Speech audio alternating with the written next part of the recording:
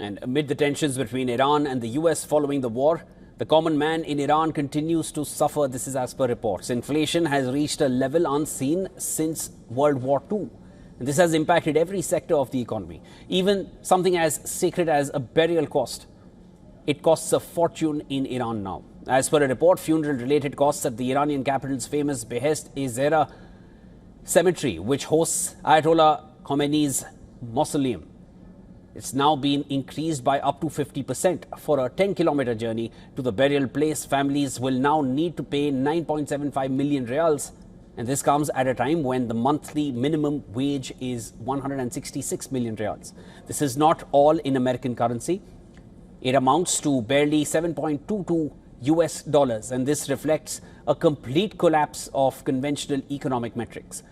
Iran's currency, which traded at 32,000 rial to 1 US dollar in 2015, has now fallen to around 1.7 million rials per 1 US dollar.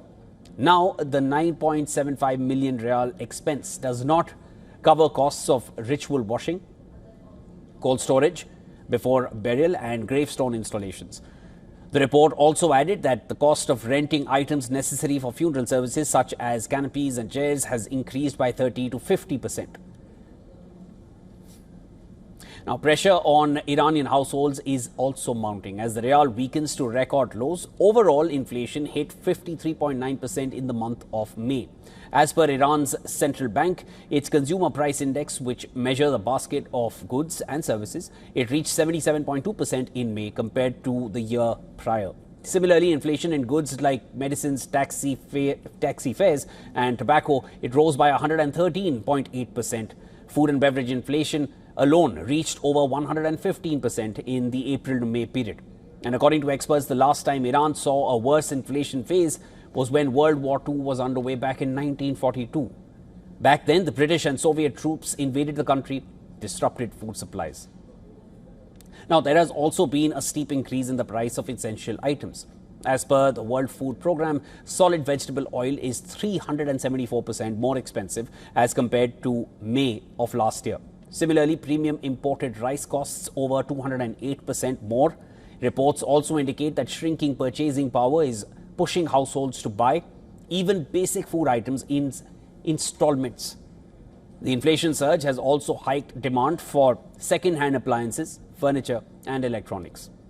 Now, in the midst of all of this, the economic suffering of Iranians has not gone unnoticed. While meeting representatives of the Tehran Chamber of Commerce last week, Iranian President Masoud Pezeshkian stated that the main battleground has shifted to the economic and livelihood sectors. He also acknowledged that the private sector is bearing the brunt of the economic war waged by hostile forces as uncertainty prevails. Some locals pinned hopes on an early US-Iran deal to ease their economic suffering. I hope conditions return to normal, people can live comfortably again, and this much pressure is no longer placed on them. The people are suffering. Whatever happens, the burden of this war has fallen more on the people than on either side, Iran or the United States. Whatever happens, it is better for an agreement to be reached, so there is no more war. Now, the dire state of the Iranian economy had a cascading effect in December last year when nationwide protests broke out.